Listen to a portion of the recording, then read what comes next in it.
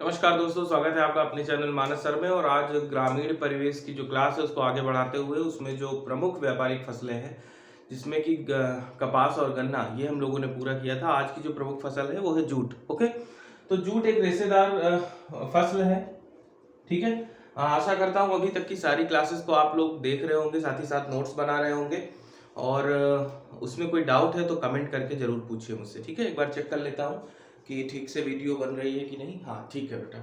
तो रूस कह रहा हूँ, जूट एक रेशेदार फसल है और इसके रेशे को स्वर्णिम रेशा भी कहते हैं। इसके रेशे को स्वर्णिम रेशा भी कहते हैं। स्वर्णिम रेशा भी कहते हैं। ठीक है, इसको स्वर्णिम रेशा भी कहते हैं। तो स्वर्णिम रेशा किसे कहा जाता है? जूट को, या इंग्लिश में इसकी बात करें तो गोल्डन फाइबर। ठीक है, गोल्डन फाइबर भी इसे कहा जाता है। ठीक है, अगर इसके बारे में देखें तो इसका उत्पादन बढ़ाने के लिए सरकार ने स्वर्णिम रेशा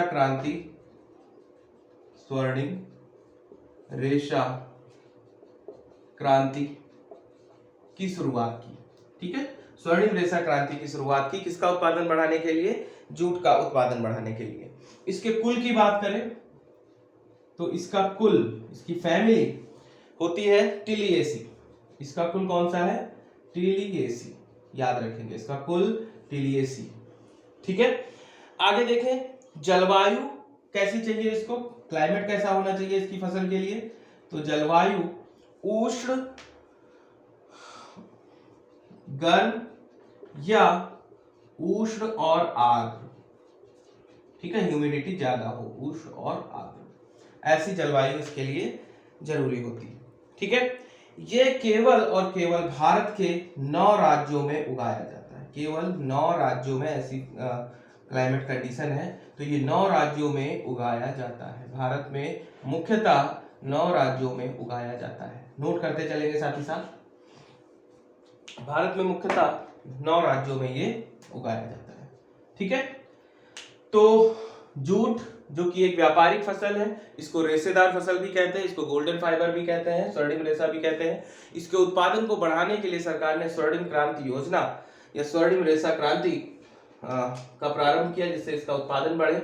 इसका कुल टिलिएसी है। अगर इसके लिए जलवायु देखें तो गर्म या उष्ण और आर्द्र जलवायु इसके लिए परफेक्ट होती है। भारत के केवल 9 राज्यों में इसे उगाया जाता है। ठीक है, इसके लिए अगर तापमान की बात करें, टेम्परेचर की बात करें, तो 25 डिग्री सेल्सियस से 35 डिग्री सेल्सियस तक का टेम्परेचर इसके लिए उपयुक्त माना जाता है। 25 डिग्री सेल्सियस से 35 डिग्री सेल्सियस तक का टेम्परेचर इसके लिए उपयुक्त माना जाता है। ठीक है, नोट कर लीजिए। ठीक, तो जूट जिसे स्वर्णिम रेशा कहते हैं, इसके लिए जो क्रांति की गई, स्वर्णिम रेशा क्रांति, कुल इसका टिलिएसी है। इसके लिए जलवायु गर्म या फिर उष्ण और आर्द्र चाहिए, और इसके लिए टेम्परेचर 25 से 35 डिग्री सेल्सियस तक होना चाहिए। ठीक है, नोट करते रहेंगे अपने नोट्स में। आगे देखिए, इसके लिए जो वर्षा का स्तर चाहिए, इसके लिए जो वर्षा का स्तर है वो 200 सेंटीमीटर से 250 सेंटीमीटर तक होना चाहिए। ठीक है, वर्षा। अगर इसकी बात करें तो जैसे आप केला या अदर फ्रूट्स खरीदते हैं, मान लो केला खरीदते हैं तो उसे दर्जन में खरीदते हैं, सेब खरीदते हैं उसे किलोग्राम में खरीदते हैं। इसी तरीके से इसके लिए जो वजन किया जाता है वो बेल या उसको गांठ बोलते हैं। तो एक बेल या एक गांठ 180 किलोग्राम के बराबर होती है। ठीक है, एक गांठ रेशे की, एक गट्ठर कह सकते हो, उसी में इसको मेजर किया जाता है। तो एक गांठ पैरामीटर सेट है कि ये 180 किलोग्राम के बराबर होती है। ठीक है, इसके लिए जो मिट्टी चाहिए, सॉइल या जो मृदा चाहिए, वो जलोढ़ मिट्टी। ठीक है, जलोढ़ मृदा सबसे ज्यादा उपयुक्त होती है। ठीक है, उत्पत्ति अगर इसकी देखी जाए, इसकी ओरिजिन कहां हुई, तो ये भारत और अफ्रीका में इसकी उत्पत्ति मानी जाती है। ठीक है, तो वर्षा इसके लिए 200 से 250 सेंटीमीटर तक चाहिए। अगर इसका वजन किया जाए तो एक बेल या एक गांठ 180 केजी के बराबर होती है। इसके लिए जो मृदा चाहिए वो जलोढ़ मृदा चाहिए और इसकी उत्पत्ति भारत व अफ्रीका देश में अफ्रीका में मानी जाती है। ठीक है, आगे आइए। अब देखिए, नोट करते रहेंगे बेटा, मैं बार बार कह रहा हूं, समय बहुत कम है, जल्दी से जल्दी मुझे आपके इस ग्रामीण परिवेश में जितना कुछ आता है कंप्लीट करना है। उसके बाद जो योजनाएं हैं उन्हें भी डिस्कस करना है। तो देखिए, जूट, इसको दो भाग में बांटा गया है। एक होता है सफेद जूट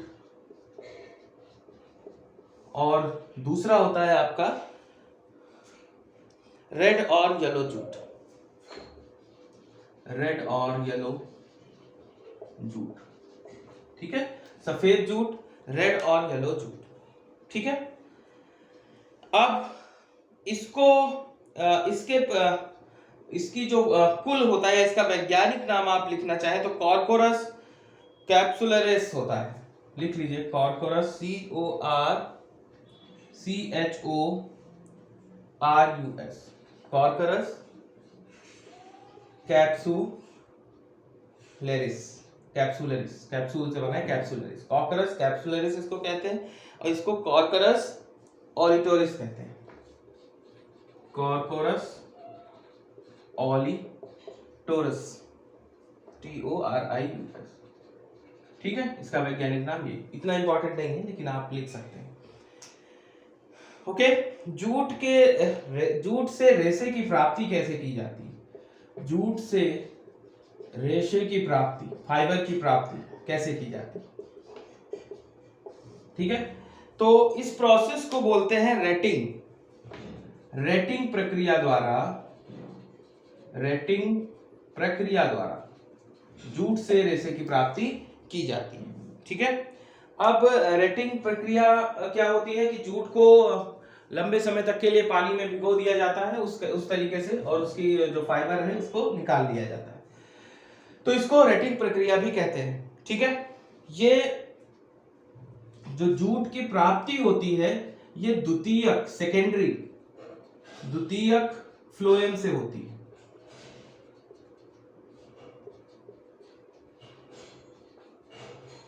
पौधों में आपने जब बायोलॉजी पढ़ा होगा तो जाइलम और फ्लोएम दो चीजें पढ़ी होंगी। एक खनिज पदार्थ के संग्रहण करने में जाइलम, और जो लिक्विड द्रव पदार्थ है उनको पौधे के विभिन्न भागों में पहुंचाने के लिए जो अरेंजमेंट होता है उन्हें फ्लोएम कहते हैं। तो द्वितीयक जो सेकेंडरी फ्लोएम होता है उससे जूट की प्राप्ति होती है। ठीक है, ठीक है, आगे देखिए, यहां तक में देख लीजिए फिर से। जूट को दो भागों में बांटा गया है, सफेद जूट और रेड या येलो जूट। सफेद जूट को कॉर्कोरस कैप्सुलरिस कहते हैं, कैप्सूलरिस, और इसमें रेड और येलो जूट को कॉर्कोरस ओलिटोरिस कहते हैं। जूट से रेशे की प्राप्ति कैसे की जाती है? रेटिंग प्रक्रिया से। इसमें रेशे, जो जूट का पौधा होता है उसको लंबे समय तक पानी में भिगोया जाता है और फिर उसके बाद उसको जूट को या फाइबर को अलग कर लिया जाता है। जो जूट की प्राप्ति होती है वो सेकेंडरी फ्लोएम से प्राप्ति होती है। ये भी याद रखेंगे कि जूट की प्राप्ति किस फ्लोएम से होती है, तो जूट की प्राप्ति सेकेंडरी फ्लोएम से होती है। ठीक है, आगे आइए, इसमें और देखिए, आगे लिखेंगे, central institute of jute and allied fibres. Central institute of jute and allied fibres. Central institute of jute and allied fibres, ये इंडिया में बैरकपुर, ठीक है, बैरकपुर पश्चिम बंगाल में है। ठीक है, बैरकपुर पश्चिम बंगाल में है, और पश्चिम बंगाल में ही सबसे ज्यादा जूट का उत्पादन होता है। सबसे ज्यादा जूट का उत्पादन। ठीक है, तो central institute of jute and allied fibres Barrackpore Paschim Bengal में है, और पश्चिम बंगाल में जूट का सबसे ज्यादा उत्पादन होता है। उसके बाद आता है नेशनल, ये पूछा जा सकता है, institute of jute and allied fibres, ये आपका कोलकाता में। ठीक है, सेंट्रल इंस्टीट्यूट बैरकपुर पश्चिम बंगाल, और कोलकाता में national institute of jute and allied fibres. Okay, उत्पादन की दृष्टि से देखें, उत्पादन प्रोडक्शन, एक मिनट में चेक कर लेता हूं, उत्पादन या प्रोडक्शन की दृष्टि से देखें तो उत्पादन की दृष्टि से विश्व में पहले नंबर पर भारत, विश्व में और फिर भारत में। ठीक है, तो विश्व में आपका पहले नंबर पर आता है आपका भारत, फिर आता है आपका चीन, फिर आता है आपका बांग्लादेश। भारत बांग्लादेश दूसरे नंबर पे, चीन तीसरे नंबर पे, भारत बांग्लादेश, सॉरी वो गलत लिख दिया था मैंने, और तीसरे नंबर पे आपका चीन, चीन तीसरे पे, दूसरे पे नहीं। भारत की बात करें तो मैंने बताया पश्चिम बंगाल पहले नंबर पर, पश्चिम बंगाल, वेस्ट बंगाल ममता बनर्जी, दूसरे नंबर पे आपका बिहार नीतीश कुमार है ना, और तीसरे नंबर पे आपका असम आता है, हेमंत बिस्वा शर्मा शायद है। ठीक है, असम। ठीक है, पश्चिम बंगाल, बिहार और असम। ठीक है, ये आपका जूट उत्पादन में अगर देखा जाए तो ये शीर्ष पे देश है, भारत बांग्लादेश और चीन, और अगर भारत में देखें तो पश्चिम बंगाल, बिहार और असम। ठीक है, तो फिर से एक बार रिवाइज कर लीजिए जल्दी से कि स्वर्णिम रेशा भी से कहा जाता है, गोल्डन फाइबर भी कहा जाता है। उत्पादन बढ़ाने के लिए सरकार ने स्वर्णिम रेशा क्रांति की शुरुआत की। इसके लिए 25 से 35 डिग्री सेल्सियस तक तापमान चाहिए। इसका कुल टिलियेसी है या टिलियेसी है, और इसके लिए जो वर्षा का लेवल होना चाहिए वो 200 सेंटीमीटर से 250 सेंटीमीटर तक होना चाहिए। इसमें जो एक बेल या एक गांठ का जो वजन होता है वो 180 केजी होता है। इसके लिए जो मृदा चाहिए वो जलोढ़ मृदा चाहिए। दो प्रकार का जूट होता है, सफेद जूट और रेड या येलो जूट। सफेद जूट को कॉर्कोरस कैपिसुलरिस कहते हैं और रेड जूट को कॉर्कोरस ओलेटोरिस कहते हैं। जूट से रेशे की प्राप्ति रेटिंग प्रक्रिया द्वारा होती है। रेटिंग प्रक्रिया मैंने बताया, रेशे के पौधे को लंबे समय तक पानी में भिगो के रेशा अलग कर लिया जाता है। इसमें जूट में जो रेशा प्राप्त होता है ये सेकेंडरी फ्लोएम होता है, ये भी याद रखेंगे फैक्ट, सेकेंडरी फ्लोएम होता है। Central institute of jute and allied fibres Barrackpore Paschim Bengal में है, और national institute of jute and allied fibres Kolkata में। ठीक है, विश्व की बात करें तो भारत पहले नंबर पर या शीर्ष देश है, उसके बाद आपका बांग्लादेश और तीसरे नंबर पर चाइना आता है। भारत की बात करें तो भारत में पश्चिम बंगाल जूट उत्पादन में शीर्ष पर है, और उसके बाद बिहार और तीसरे नंबर पर आपका असम आता है।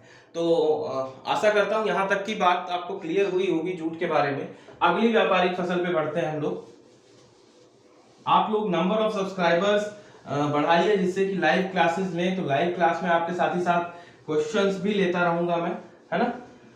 और मुश्किल से मुझे 10 या 11 लेक्चर और चाहिए, पूरा 10 लेक्चर और चाहिए पूरा कंप्लीट करने के लिए। मैं कोशिश कर रहा हूँ 10 को और ज्यादा मींस तेजी से पढ़ा के 10 दिन में नहीं और पहले ही कंप्लीट करूं। ठीक है, तो अगली फसल पे चलते हैं, और अगली फसल है आपकी चाय,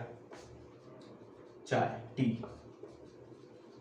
ठीक है, तो असम की चाय, दार्जिलिंग, ये सारी चीजें आप जानते ही हैं, जीआई टैग मिला हुआ है। लेकिन चाय की अगर उत्पत्ति देखें, इसकी अगर उत्पत्ति की बात करें, ओरिजिन की बात करें, तो चीन, चाय की उत्पत्ति चीन से मानी जाती है।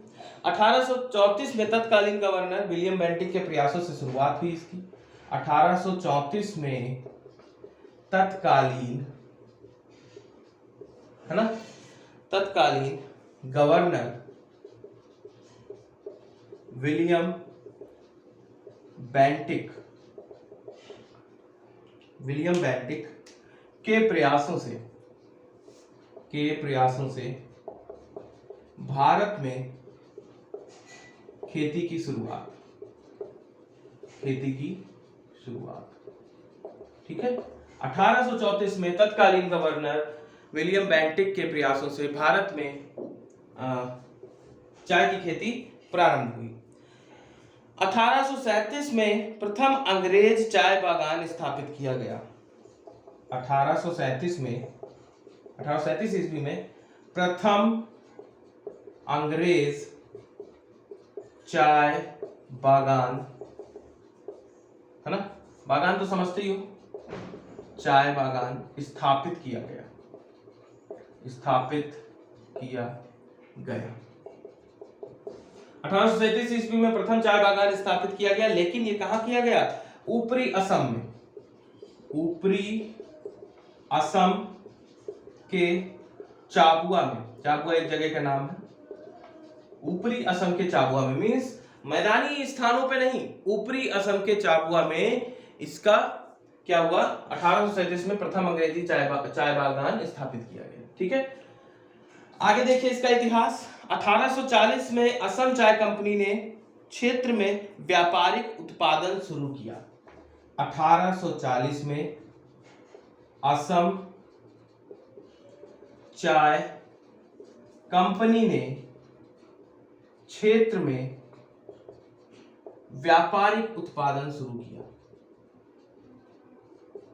व्यापारिक उत्पादन शुरू किया किसका? चाय का। ठीक है, चाय का व्यापारिक उत्पादन शुरू किया। ठीक है, तो ये तो हो गया उसका इतिहास। उत्पत्ति चीन से 1834 ईस्वी में तत्कालीन जो आपके गवर्नर थे विलियम बेंटिक, उनके प्रयासों से भारत में इसकी खेती शुरू हुई। 1837 में प्रथम अंग्रेजी चाय बागान स्थापित किया गया ऊपरी असम के चाबुआ में, और 1840 में असम चाय कंपनी ने क्षेत्र में चाय का व्यापारिक उत्पादन शुरू किया। ठीक है, अब आइए, अब मेन फैक्ट पे आइए। इतना जरूरी है जानना जो मैंने बताया, उसको नोट करिए, आप साथ ही साथ लिखते जाइए। अगला आता है चाय में परिचय, इंट्रोडक्शन, सामान्य इंट्रोडक्शन इसका क्या है। तो ये एक पेय पदार्थ है। ये क्या है? एक पेय पदार्थ, ड्रिंक है एक, है ना, ड्रिंक मटेरियल है। इसको, इसके पौधे में कैमेलिया साइनेसिस पौधे से मिलती, मींस इसके पौधे का नाम लिख सकते हो आप, कैमेलिया साइनेसिस। कैमेलिया साइनेसिस पौधे से मिलती है। ठीक है, ये चाय का जो भी उत्पादन किया जाता है, ये उत्पादन आपका ऐसा नहीं कि चाय में फल लगे या बीज लगे उनसे अलग हो जाता है। इनकी पत्तियों की प्रोसेसिंग करके, पत्तियों पे प्रक्रिया करने के बाद ही उससे चाय बनती है ना। तो चाय पत्तियों का ही रूप है, फॉर्म है। तो कैमेलिया साइनेसिस पौधे से मिलती है। इसका वैज्ञानिक नाम थियोसिनेसिस है। इसका जो वैज्ञानिक नाम है, चाय का वैज्ञानिक नाम थियोसेनेसिस है। ठीक है, थियोसेनेसिस, इसका वैज्ञानिक नाम थियोसेनेसिस है। ये एक ट्रॉपिकल और सब ट्रॉपिकल प्लांट है। इसका जो पौधा है वो एक उष्णकटिबंधीय व उपोष्णकटिबंधीय पौधा है। इसका जो पौधा है उष्णकटिबंधीय व उपोष्णकटिबंधीय, उष्णकटिबंधीय व उपोष्णकटिबंधीय पौधा है। चाय का पौधा कैसा पौधा है? ट्रॉपिकल, सब ट्रॉपिकल, ट्रॉपिकल और सब ट्रॉपिकल प्लांट है। चाय का पौधा ट्रॉपिकल और सब ट्रॉपिकल प्लांट है। कैमेलिया साइनेसिस पौधे से मिलती है। ये पौधे को कह सकते हैं, इसका वैज्ञानिक नाम थियोसेनेसिस है। उष्णकटिबंधीय व उपोष्णकटिबंधीय मींस ट्रॉपिकल और सब ट्रॉपिकल प्लांट है। ठीक है, इसके लिए कैसी जलवायु चाहिए? गर्म व आर्द्र, जिसमें ह्यूमिडिटी ज्यादा हो, आर्द्र जलवायु अनुकूल। ठीक है, गर्म व आर्द्र जलवायु इसके लिए अनुकूल होती है। इसके लिए अगर वर्षा देखा जाए तो वर्षा का स्तर 125 सेंटीमीटर से लेके 150 सेंटीमीटर तक होना चाहिए। ठीक है, और सबसे इंपॉर्टेंट चीज है कि ठंडी हवा व ओलावृष्टि, पत्थर गिर जाए, है ना, हानिकारक। ठंडी हवा या ओलावृष्टि इसके लिए हानिकारक है, इसके पौधे के लिए हानिकारक है। ठीक है, मृदा अगर देखें, मिट्टी कैसी चाहिए, सॉइल कैसी चाहिए इसके लिए, तो लेटेराइट मृदा चाहिए इसके लिए। लेटेराइट मृदा जिसमें कैल्शियम की अधिकता हो, कैल्शियम की अधिकता हो, और कैल्शियम की अधिकता नहीं, कैल्शियम की मात्रा ना हो, कैल्शियम की अधिकता ना हो। ठीक है, और लेटेराइट मृदा इसकी पीएच वैल्यू है ना, पीएच वैल्यू कितनी होनी चाहिए, 4.5 से 5 तक होनी चाहिए। तो पीएच वैल्यू आप जानते हैं, पीएच स्केल का प्रयोग किया जाता है ये पता करने के लिए कि कोई भी चीज एसिडिक है या बेसिक है। 0 से 7 के बीच में पीएच स्केल इस तरीके से होती है, केमिस्ट्री में आप पढ़ेंगे 0, 7, 14, है ना। जिसका पीएच 0 है या 0 के जितने पास है वो उतना ज्यादा अम्लीय या एसिडिक होगा, और जैसे जैसे इधर बढ़ते जाएंगे एसिडिटी कम होती जाएगी। 7 पे आके न्यूट्रल हो जाएगा, और 7 से इधर जाने पर, न्यूट्रल मतलब कोई भी ना एसिड होगा ना, मतलब ना अम्ल होगा ना क्षार होगा, इधर जाने की तरफ बेस बढ़ता जाएगा, बेसिसिटी क्षारकता बढ़ती जाएगी, और इधर की तरफ जाने की तरफ पर एसिडिटी बढ़ती जाएगी। तो इसके लिए जो मिट्टी की क्वालिटी होनी चाहिए वो 4.5 से 5 के बीच पीएच होनी चाहिए, मतलब मृदा जो है वो अम्लीय होनी चाहिए। ठीक है, नोट कर लीजिए ये। ठीक है, आगे देखिए इसमें, इसके पौधे के लिए जड़ों में पानी रुकना हानिकारक होता है, इसीलिए सीढ़ी नुमा खेती की जाती है ना। तो ये भी लिख सकते हैं आप समझने के लिए कि जड़ों में पानी रुकना या ठहराव हानिकारक, ठीक है, हानिकारक। इसलिए कैसी खेती की जाती है, सीढ़ी नुमा खेती की जाती है, इसलिए सीढ़ी नुमा खेती की जाती है। ठीक है, जड़ों में पानी रुकना हानिकारक। ठीक है, आगे देखिए, बोने का समय, अगर इसके बोने का समय देखें किस टाइम में बोई जाती है, तो बोने का समय इसका होता है अक्टूबर नवंबर, अक्टूबर नवंबर में ये बोई जाती है। चाय के प्लांट जो है अक्टूबर नवंबर में लगाए जाते हैं। ठीक है, और पत्तियां, एक मिनट मुझे देंगे जरा, हाँ, तो बोने का समय अक्टूबर नवंबर मैं बता रहा था, और इसकी पत्तियां चुनने का समय जो होता है, पत्तियां चुनने का समय, पत्तियां चुनने का समय अप्रैल से अक्टूबर, अप्रैल से अक्टूबर तक पत्तियां चुनी जाती है, वर्ष में 3 बार। ठीक है, एक वर्ष में 3 बार पत्तियां चुनी जाती हैं। ठीक, इसकी फैमिली देखें अगर, तो इसकी फैमिली है थियासी, फैमिली, तो फैमिली है THEACEA, ठीक है, थेसी, थेसी फैमिली कह सकते हैं। इसको हेल्दी हर्ब भी कहा जाता है, चाय को हेल्दी हर्ब भी कहा जाता है। ग्रीन टी तो आप जानते ही हो कितनी लाभदायक होती है, तो इसको हेल्दी हर्ब भी कहा जाता है। ठीक, ये हो गया इसका इंट्रोडक्शन, इसको हेल्दी हर्ब भी कहा जाता है।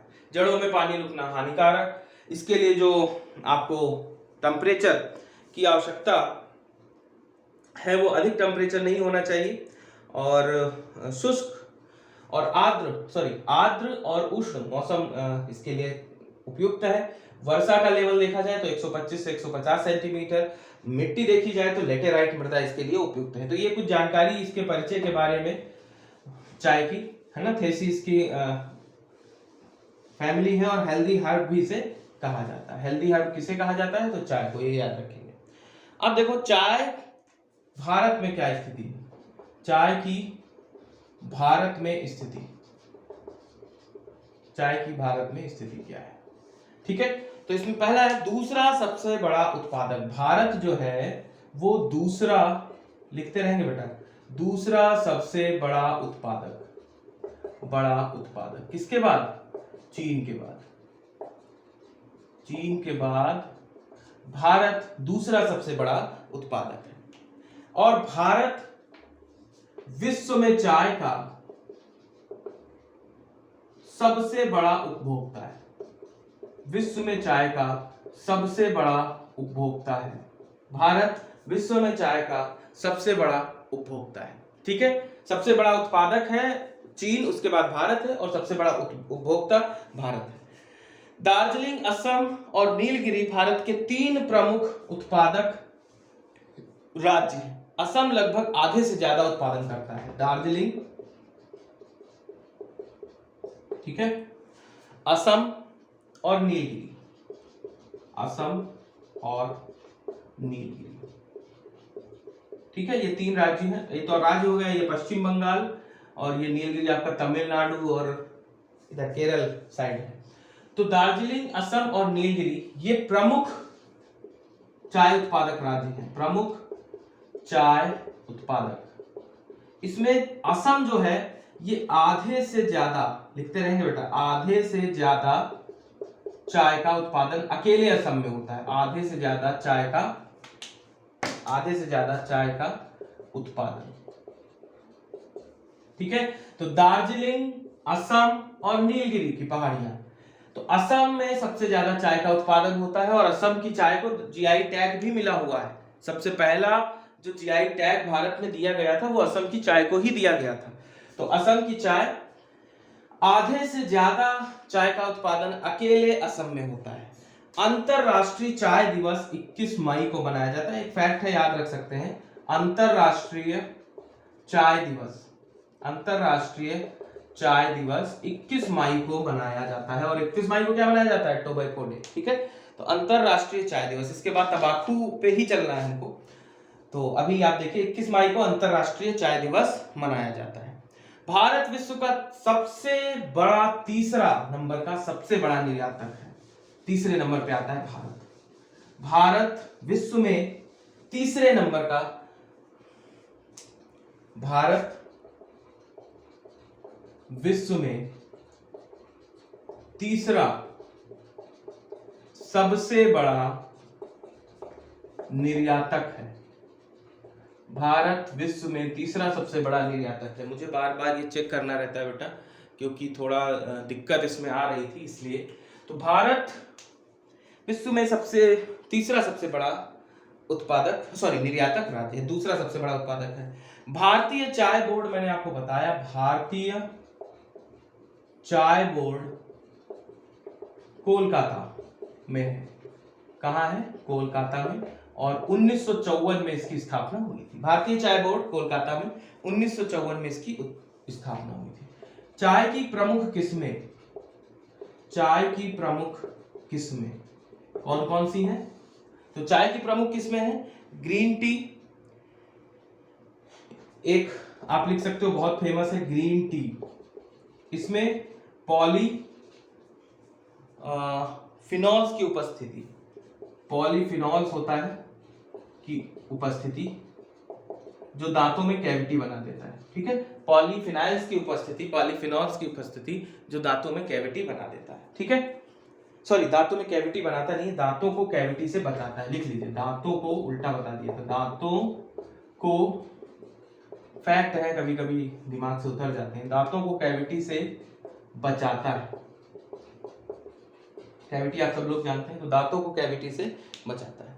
ठीक है, दूसरा है काली चाय। एक तो हो गया ग्रीन टी, दूसरा है काली चाय। ठीक है, भारत जो है इसका सबसे बड़ा उत्पादक व उपभोक्ता है। भारत सबसे बड़ा, काली चाय का सबसे बड़ा उत्पादक व उपभोक्ता भी है काली चाय का। ठीक है, सबसे बड़ा उत्पादक व उपभोक्ता। और तीसरे नंबर की जो टी आती है आपकी वो है व्हाइट टी। व्हाइट टी, तो ये 3 टी हो गई, ग्रीन टी, ब्लैक टी और व्हाइट टी। ठीक है, green tea, black T, white T. Green tea में पॉलीफिनॉल्स की उपस्थिति होती है जो दांतों में कैविटी से बचाता है। दूसरा आपका ब्लैक टी हो गया जो भारत सबसे बड़ा जिसका उत्पादक व उपभोक्ता है। और तीसरा आपकी व्हाइट टी हो गई। ठीक है, आगे आइए।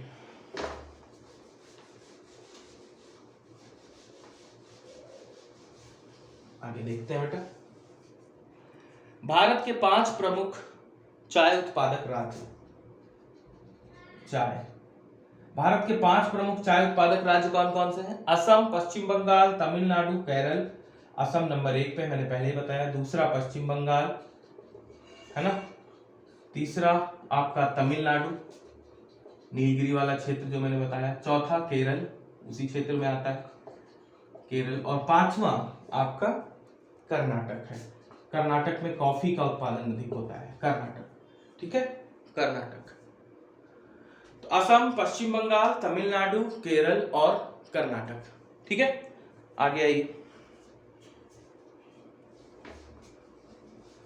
इसमें और देखिए किसमें, इसकी किस्में, ये बहुत ध्यान से देखेंगे। पहला है URSAI, URSAI 2, इसको बोलते हैं जयाराम, ये एक चाय की किस्म है। दूसरा URSAI 3, इसको बोलते हैं सुंदरम, ठीक है, URSAI 3। तीसरा URSAI 6, इसको बोलते हैं ब्रुकलैंड, ब्रुकलैंड, ठीक है। चौथा है आपका URSAI 8, इसको बोलते हैं गोलकुंडा, गोलकुंडा। ये चाय की कुछ प्रमुख किस्में हैं, जयाराम, सुंदरम, ब्रुकलैंड, गोलकुंडा, ठीक है।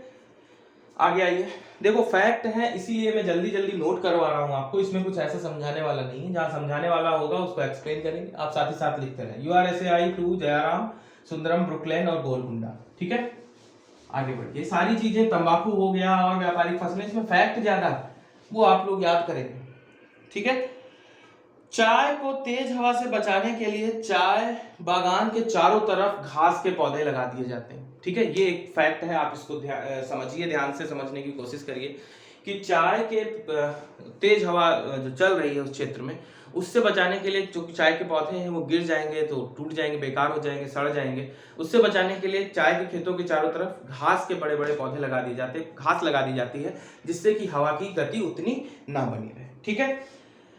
चाय का रंग जो है वो किस वजह से होता है, ये बहुत इंपॉर्टेंट है, ये ध्यान रखेंगे। और जो घास लगाई जाती है उसको ग्रेवालिया रोबस्टा घास कहते हैं, ये याद रखेंगे, ग्रेवालिया रोबस्टा घास लगाई जाती है किसके चारों तरफ, खेत के चारों ओर ग्रेवालिया रोबस्टा घास लगाई जाती है, खेत को तेज हवा से बचाने के लिए, चाय के खेत को तेज हवा से बचाने के लिए, तेज हवा से बचाने के लिए, ठीक है, तेज हवा से बचाने के लिए घास लगा दी जाती है, ठीक है, ठीक है। इसको शेवारी भी कहते हैं, SHEVARI, इसको शेवारी भी कहा जाता है। चाय का जो रंग होता है, चाय का रंग किस वजह से होता है, तो चाय का रंग थीफेल्विन्स की वजह से होता है, थीफेल्विन्स एंड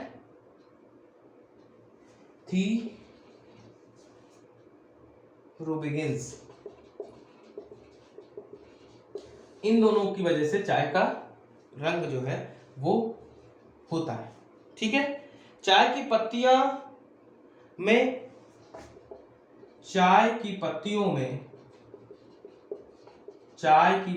में क्विनाइन पाया जाता है,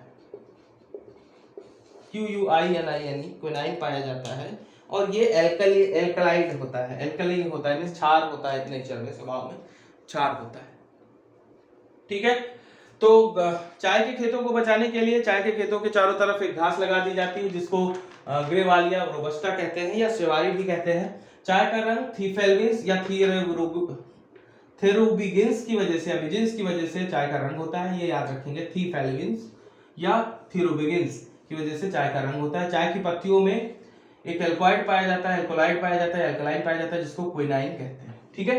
तो ये कुछ प्रमुख जो आपके चाय से संबंधित फैक्ट थे वो हो गए। इसके बाद आपका जो अगली व्यापारिक फसल है वो है तंबाकू, रबड़, और उसके बाद आता है आपका कॉफी, और इसके बाद खत्म हो जाता है, ठीक है। तो कल मींस नेक्स्ट जो क्लास होगी मेरी, उसमें मैं ये जो बची हुई चीजें हैं, तंबाकू और कॉफी और रबड़, वहां पे इसको मैं कंप्लीट करूंगा, ठीक है। तो आई होप कि आप सब लोग भी मेहनत से पढ़ रहे होंगे, और जितने फैक्ट मैं कह रहा हूं अगर उसे नोट करते चलेंगे तो आपको बहुत फायदा होगा, ठीक है। और क्वेश्चन भी इसी में से पूछे जाएंगे, क्योंकि चाय में जितना ये पार्ट, जितना कंटेंट मैंने कवर कर दिया, इसके बाहर कुछ बचता नहीं है जो आपके लेवल की परीक्षा उससे ऊपर पूछा जाए, ठीक है। तो आई होप कि आप सभी को मेरी क्लास अच्छी लगी होगी। नंबर ऑफ सब्सक्राइबर जरूर बढ़ाइए, नंबर ऑफ सब्सक्राइबर जब बढ़ेंगे तो मैं लाइव आ सकूंगा और आप लोगों से लाइव इंटरेक्ट करूंगा, तो मुझे और अच्छा लगेगा। वीडियो में अगर कोई आपका सजेशन है, कहीं कोई प्रॉब्लम आ रही है, तो कमेंट बॉक्स में लिखिए, मैं उसको जरूर कंसीडर करूंगा, उसे पढ़ूंगा, उसका जवाब दूंगा, रिप्लाई करूंगा। आपको आज की क्लास मेरी कैसी लगी मुझे कमेंट बॉक्स में बताइए। वीडियो को लाइक प्लीज़ देखने के बाद लाइक जरूर किया करिए, चैनल को शेयर करिए अपने फ्रेंड्स में, और अगर सब्सक्राइब नहीं किया है अभी तक, पहली बार मेरे चैनल पे आए तो आपका बहुत स्वागत। चैनल को सब्सक्राइब करिए और बेल आइकन जो है उसे प्रेस करिए, जिससे जब भी मैं वीडियो अपलोड करूँ तो आप तक पहुँचे। ठीक है, तो मिलते हैं नेक्स्ट क्लास में, तब तक आपका बहुत बहुत धन्यवाद। जय हिंद।